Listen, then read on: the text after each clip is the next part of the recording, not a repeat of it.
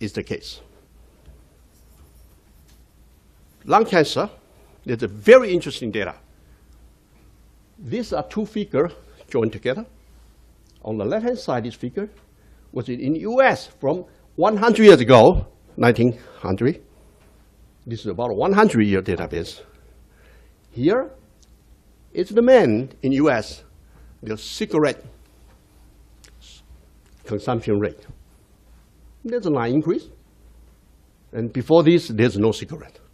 After 1900, cigarette started, so there are more and more people smoke. Till this data is about 1950 data. Then you look at it in US, the lung cancer incidence rate.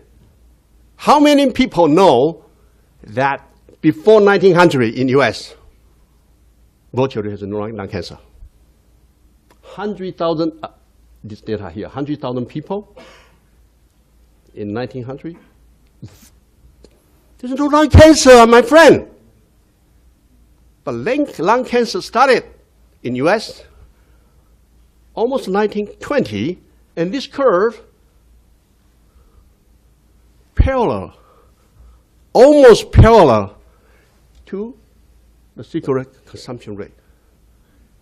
This data does not tell us smoking causes lung cancer. But you can use your own brain to think about it. Of course, in addition to this data, there are a lot of other data to show lung cancer. So now, in the hospital, you cannot smoke. In airplane, you cannot smoke. In theater, you cannot smoke, right? And even secondhand smoking is being discouraged because you're going to affect your family.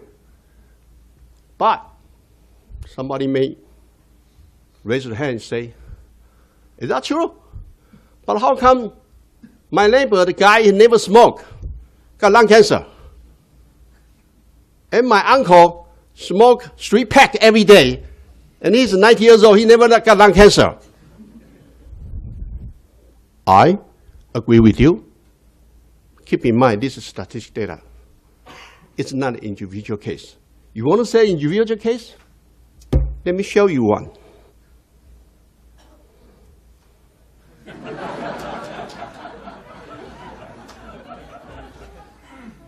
She didn't have lung cancer. She's 100 years old birthday. She smoked all the time.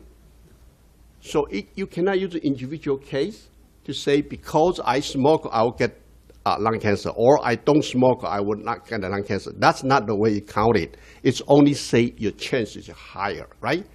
But we're still curious. How come this lady, hey, I didn't create this one, this is a real story, okay? She obviously liked to smoke. Even the birthday cake, I had 3 of them. What's your wish? My wish is at 100 years old, I still need to smoke. That's her wish. I mean, she doesn't have lung cancer. You know my own interpretation?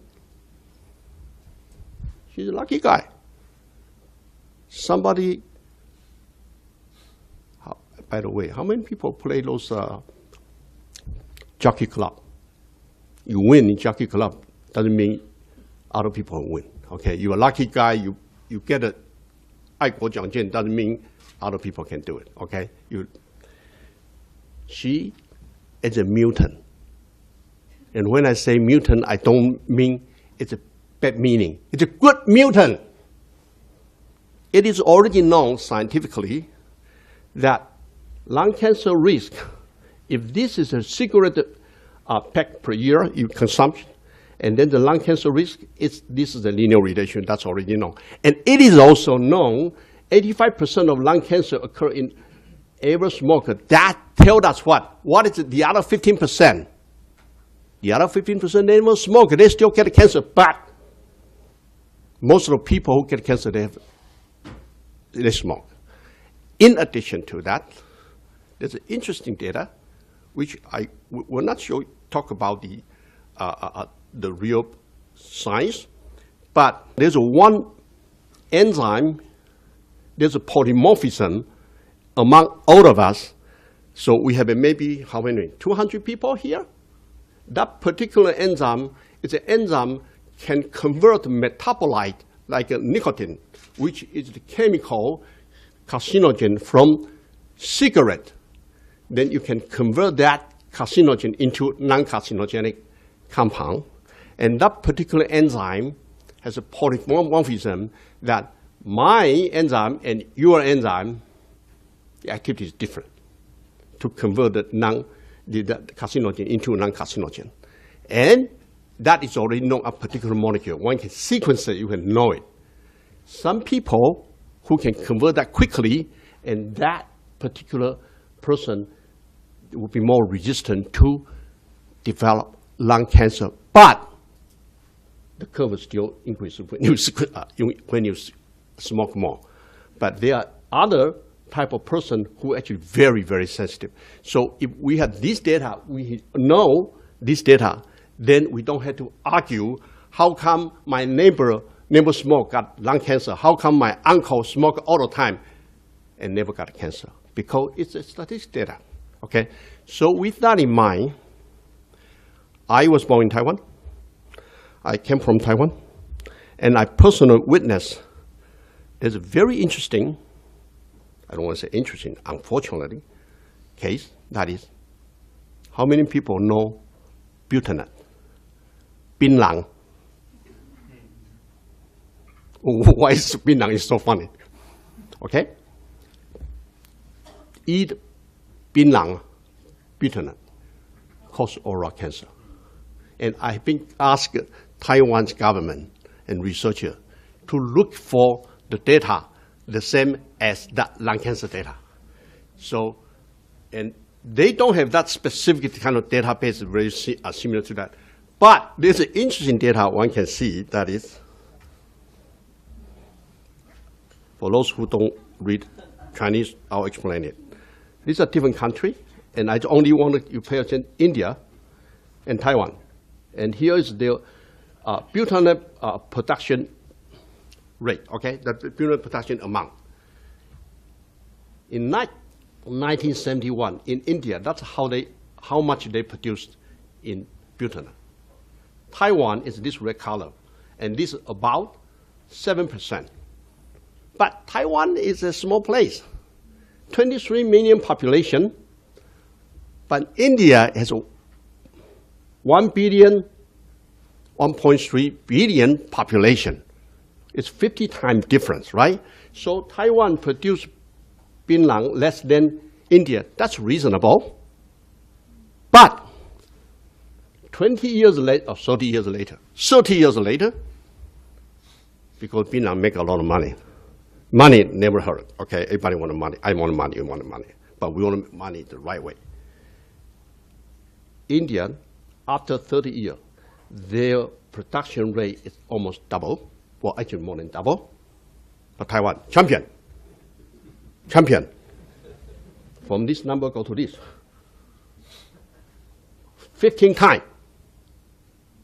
And if compared with India, more than 50% of production, butanate, i.e. everywhere in Taiwan, it's produced what? Binlang. But your population is 50 times lower than India. Why that's the case? Because you make money. Everybody's eating that. So I still remember about 2-3 decades ago when binlang was started to be discovered as cause oral cancer. And some of the Taiwan scientists in the scientific community and scientific symposiums start to present those data. Yeah, people protest. You know what kind of people protest that? 大佬啊. What is 大佬? 大哥啊. Because those people who are doing their butanate business, they protest. Hey, we are selling butanate. Help Taiwan make a lot of money. Why you say this causes cancer? They protest. But now it's okay now. So they understand that. But after that, Taiwan developed a kind of culture, which I don't think is a good culture, but culture is a culture. There's no right or wrong. It's just the fact, and that's this. 槟榔西施 My friend, 30 years ago, there's no 槟榔西施 At that time, who sell 槟榔? Very old lady. Very old, ugly lady, because no, I'm not ugly, very beautiful, okay. All the ladies are beautiful, I'm sorry, I apologize, okay. The very old lady sell this 槟榔. But why become this? Because people know it, you eat 槟榔, you're going to develop oral cancer. So the businessman, the 大佬 start to think about all different kind of idea, try to attract people to buy 槟榔. So now it come out of this culture, 槟榔西施, and I don't have to talk about how they do it because they have a small cell and then oil like this and then sell 槟榔. It's culture. I'm not arguing, say right or wrong. I'm not supporting it. I'm not against it either, okay? I'm just saying that's the fact, culture. And every time from US, if I bring my friend come to visit Taiwan, this is not something I feel proud of, okay? But they would ask me, say, hey, Ming-Chi, you have to show me where's the 槟榔西施. Then I'll tell them, it's all over. Doesn't matter which city. All the street you have those 霓虹灯, all of them, they all that. Okay, that's the culture, 槟榔西施. Anyway. Now, let's talk about